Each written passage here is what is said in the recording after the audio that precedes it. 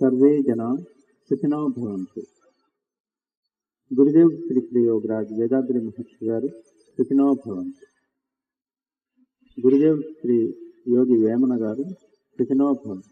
ఇప్పుడు ఈ తత్వాన్ని తెలుసుకోవడానికి వచ్చిన మీరందరూ సుఖినో భవంతు. వేదాద్రి మహర్షి గారి 97వ జయంతి సందర్భంగా ఒక వారం రోజుల పాటు మనం ఆ వేదాద్రి తత్వాన్ని దాన్ని ఖచ్చితంగా సరిపోలినట్లుగా ఉన్న వేమన తత్వచింతనని స్మరించుకుందామంటూ ఏర్పాటు చేస్తున్న ఈ విషయాన్ని మరొక్కసారి పునశ్చరణ చేసుకుంటూ ఇవాల్టి సబ్జెక్ట్స్ని కంప్లీట్ చేద్దాం. వేమన గారు చెప్పిన దాంట్లో చాలా గొప్ప విషయం ఏంటంటే, అంతకుముందు నుంచి ప్రచారంలో ఉన్నటువంటి సన్యాసం, ఆత్మతత్వాన్ని తెలుసుకోవాలంటే సన్యసించి అడవులకు పోవలసిందే. ప్రపంచంలో జీవించదలుచుకుంటే కర్మకాండ అంటే యజ్ఞములు, తపస్సులు మొదలైనవి ఆచరించుకుంటూ ఇక్కడ ఉండాలి. ఈ ప్రపంచంతో పూర్తిగా విరక్తి పొందిన వాళ్ళు, అడవులకు పోవాలి అనుకున్న వాళ్ళు మాత్రమే భగవతత్వాన్వేషణ లేక సత్యాన్వేషణ కోసం వెళ్ళేవాళ్ళు మాత్రమే ఈ తత్వచింతనకు అర్హులు అనే ప్రచారంలో ఉన్న ఒక నమ్మకాన్ని వేమన గారు పూర్తిగా ఖండించారు. మీరు పరమసత్యాన్ని తెలుసుకోవడానికి ఎక్కడికి పోనక్కర్లేదు. మీరు మీ జీవితాన్ని గడుపుకుంటూ అందులోనే దాన్ని దర్శించుకోవచ్చు. మొన్న మీకు ఒకసారి చెప్పాను, ఇహము విడువ ఫలము లింపుగా కలవని మహిళి బల్కువాడి మతము కల్ల ఇహములోనే పరము నెసగుటగానరో విశ్వదాభిరామ వినురవేమ. ఈ ప్రపంచాన్ని, నీకున్న ఆస్తిపాస్తుల్ని, బంధుజనాన్ని, నీ మీద ఆధారపడి ఉన్న వాళ్ళని వదిలిపెట్టి అడవికి గనక వెళ్ళిపోయినట్లయితే ఇహము విడువ. ఇహము అంటే నీ చుట్టూ ఉన్న మెటీరియలిక్ ప్రాస్పరిటీ, నిర్జీవరాశులతో కూడిన సంపద. మనకున్న జీవ సంపద ఏంటంటే నా శరీరం, నా కుటుంబం, నా బంధువులు. నిర్జీవ సంపద ఏంటంటే నా ఆస్తి, నా వ్యాపారం, నా ఐశ్వర్యం. వీటిని వదిలిపెట్టి ఇహము విడువ, ఈ మెటీరియలిక్ ప్రాస్పరిటీని వదిలిపెడితే ఫలము లింపుగా కలవని, ఫలితాలు చాలా గొప్పగా ఉన్నాయని చెప్తున్నారంట. ఎవరంటే మహిళి బల్కువాడు. వాడేమీ పరలోకంలో నుంచి మనకు చెప్పటం లేదు, ఇదిగో నేను అన్ని వదిలి ఇక్కడ చేరా, మీరు కూడా రండి అని చెప్పటంలా. వాడు భూమి మీదే ఉండి చెప్తున్నాడు, ఇవన్నీ వదిలి మీరు అక్కడికి పొండి అని. అటువంటి వాటిని మనం నమ్మనక్కలేదు. అలాగా మహిళి బల్కువాడి మతము కళ్ళ, ఈ ప్రపంచంలో ఉంటూ అట్లాగ ఎవడన్నా చెబుతూ ఉంటే అతని మతం పూర్తిగా అబద్ధం. ఇహములోనే పరము నెసగుటగానరో, ఈ ప్రపంచక విషయాల్లోనే నీ కుటుంబ జీవనం గడుపుతూనే పరము అంటే పరమసత్యాన్ని లేక భగవంతుణ్ణి తెలుసుకునే ప్రయత్నం చేయండి. అంతకుమించి కొత్తగా ఏమి చేయనక్కర్లేదు. మనకున్న ఈ జన్మ ఎక్కడి నుంచి ఎలాగా ఉందంటే, నీవు అనే జీవుడి చుట్టూ, నీవు అనే ప్రాణం చుట్టూ నీకున్న బంధనాలు ఏ రూపంలో ఉన్నాయంటే, మొట్టమొదటి బంధనం నీ మనస్సు. చాలా మందికి అనుకుంటారు, నా మనస్సే నన్ను దెయ్యంలాగా పట్టి పీడిస్తోంది, నేను ఇందులోంచి ఎలా బయటపడాలి అని. ప్రతి మనిషికి ఉన్న మొట్టమొదటి కర్మబంధనం మనస్సు. రెండవ కర్మబంధనం శరీరం. అక్కడి నుంచి వరుస భార్య, పిల్లలు, తల్లిదండ్రులు, బంధువులు, ఇవన్నీ కూడా కర్మబంధనాలే. అదే రకంగా మీకున్న ఆస్తి, ఐశ్వర్యం, వస్తు వాహనాలు, మీ మీద వాళ్ళే ఈగ, దోమ, సమస్తము కర్మ ఫలితములే. తెలియని జన్మల్లో, గత జన్మల్లో మనం తెలుసో తెలియకో చేసిన ప్రవర్తనలకు బహుమతిగా కానీ శిక్షగా కానీ మనకి ఇప్పుడు ఈ మనస్సు, శరీరం, కుటుంబం ఫామ్ అయింది. శిక్షగా బహుమతిగా అని ఎందుకన్నా అంటే మన చుట్టూ ఉన్న ఈ మనుష్యులు, ఈ వస్తువులు, అదే మనుష్యులు ఒక సందర్భంలో మనకు సుఖాన్ని ఇస్తారు, అదే మనుష్యులు ఒక సందర్భంలో మనకు దుఃఖాన్ని ఇస్తారు. అవే వస్తువులు ఒక సందర్భంలో మనకి హాయి ఇస్తుంది, అదే వస్తువు ఒక సందర్భంలో మనకు దుఃఖాన్ని ఇస్తుంది. సో మనం చేసిన పాపపుణ్యాలకి అనుగుణంగా మన చుట్టూ ఈ కుటుంబం, నేను అనే ఈ శరీరం, ఈ మనస్సు ఏర్పడినవి. దీన్ని వదిలిపెట్టి అడవికి పోతాము అంటే కుదిరే పని కాదుగాక కాదు. ఒక సందర్భంలో స్వామీజీ ఇలా చెప్పారు, ఒకనికి జైలు శిక్ష వేశారు, మంచిగా శిక్ష అనుభవిస్తున్నాడు. అప్పుడు సెలవు అడిగాడు, పెరోల్ ఇచ్చారు, ఇస్తే తప్పించిపోయాడు. ఆ తప్పించిపోయినప్పుడు వాడిని వెతికి పట్టుకుంటారు. పట్టుకున్నప్పుడు అతనికి ఏముంటుందంటే, ముందు ఇదివరకు తప్పించుకున్న శిక్ష అయితే అనుభవించవలసిందే, ఇది కాక గవర్నమెంట్ని మోసం చేసి తప్పించుకున్నందుకు మళ్ళీ కొత్త శిక్ష కూడా పడుతుంది. అదే రకంగా నీకున్న శరీరాన్ని, కుటుంబాన్ని పరిత్యజించి నీవు బయటికి వెళ్ళే మైండ్ వచ్చింది అంటే అర్థం నీ కుటుంబంతో, నీ శరీరంతో, నీ వ్యవహారాలతో భగవంతుడు నీకు ఇచ్చిన శిక్ష, అది సుఖం కానీ దుఃఖం కానీ, నీ గత కర్మ బంధనాల్ని నీవు అనుభవించి వాటిని శుద్ధి చేస్తా ఉన్నావు. ఇలా శుద్ధి చేసే క్రమంలో నీ సత్ప్రవర్తన వల్లనే నీకు భగవంతుడి మీద ధ్యాస కలిగింది.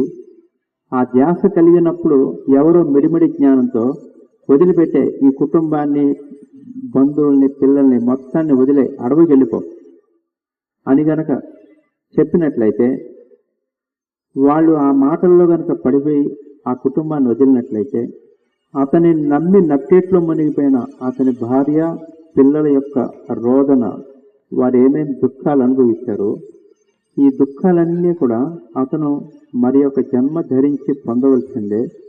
ఇది కాక ఈ జన్మలో తాను ఏ కార్యక్రమం నిర్వర్తించవలసి ఈ కుటుంబం ఏర్పడిందో ఆ కార్యక్రమము నిర్వర్తించాలి. ఆ కుటుంబము చేసిన రోదనంతా కూడా అనుభవించాలి. ఇవి రెండు కాక భగవద్ నిర్ణయాన్ని కాదని బయటికి దూకినందుకు పడే శిక్ష కూడా అనుభవించాలి.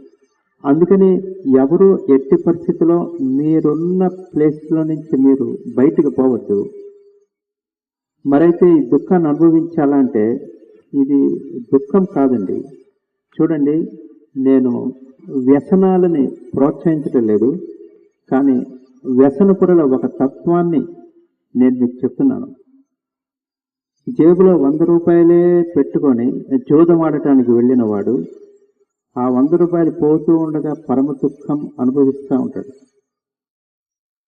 కానీ జేబులో 1,00,000 రూపాయలు ఉన్నవాడికి ఆ 100 రూపాయలు పోతుంటే అది మజాగా ఉంటుంది. పెద్ద పెద్ద జూదగాళ్ళు రోజుకు 10,000, 1,00,000, మనకి లెక్కలు కరెక్ట్గా తెలియవు. విదేశాల్లో రోజుకు ఒక 10 లక్షలు, 1 కోటి రూపాయలన్నా పోగొట్టుకోకుండా ఇంటికి వస్తే వాళ్ళకి కునుకు పట్టదంట.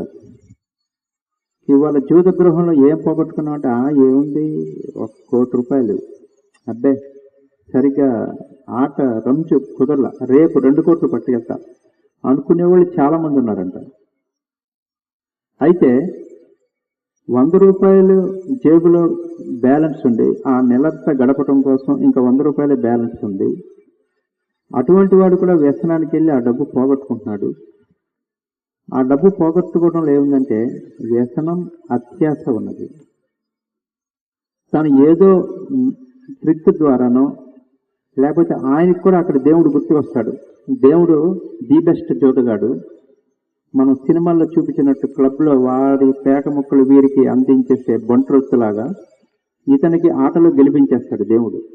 అందుకని దేవుడా దేవుడా అని ఆట, దాన్ని కూడా వాడు భక్తి అనుకుంటున్నాడు. ఈ రకంగా ఆడే జూదంలో దురాశ, అత్యాశ, ఇతరులు ఓడిపోయి తనకి డబ్బు రావాలనే కోరిక ఇమిడి ఉన్నది. కానీ ఒక బిలియనియర్ ఒకరోజు 1 కోటి రూపాయలు పోగొట్టుకునేది మన దృష్టిలో చాలా విచిత్రంగా ఉంది. కానీ వాళ్ళ స్థాయిలో వాళ్ళు దురాశతో డబ్బు కొట్టేయాలని ఆడట్లా. అదొక ఎంజాయ్మెంట్. ఊరికే సినిమా టికెట్, కొత్త సినిమా ఎలాగైనా చూడాలి అని ఉన్న జీతం అంతా బ్లాక్ మార్కెట్లో టికెట్లు కొనడానికి పెట్టేసిన వాడికి, కొత్త సినిమా నా అభిమాన హీరో సినిమా కనీసం 500 పెట్టి టికెట్ కొనకపోతే బాగోదు అనుకొని కొనేవాడికి నేచర్లో చాలా తేడా ఉంది. చట్టరీత్యా ఇద్దరు చేసింది తప్పే అవ్వచ్చు, కానీ నేచర్ మొదటి వాడే వ్యసనపరుడు. తనని నమ్మిన వాళ్ళు ఏమవుతాడో కనీసం లెక్కించకుండా జూదం ఆడుతున్నాడు, లేకపోతే బ్లాక్ మార్కెట్లో టికెట్లు కొంటున్నాడు. కానీ రెండవ గ్రేడ్ వాళ్ళు వాళ్ళదొక ఎంజాయ్మెంట్ కోసం చేస్తున్నారు, తప్పే అవ్వచ్చు. ఒక యోగి ఏం చెప్తాడంటే, మీ లోపల నిద్రావస్థలో ఉన్న ప్రాణశక్తి లేక కుండలిని శక్తి జాగరణ పొంది మీ బ్రెయిన్ సెల్స్ ని గనక కరెక్ట్ గా ఆక్యుపై చేసినట్లయితే జీవితంతో మీ ప్రవర్తన ఎలా ఉంటుందంటే, ఆ బిలియనీర్ రోజులో ₹1,00,00,000 పోగొట్టుకున్న వాడి చందాన చాలా కోటీశ్వరుడు మొదటి రోజు ₹500 టికెట్లు బ్లాక్ టికెట్ కొని, ఏంటి మా హీరో గారి టికెట్ 500 కంటే ఎక్కువ అమ్మేవాడే లేడా అని బాధపడతాడు ఉల్టా.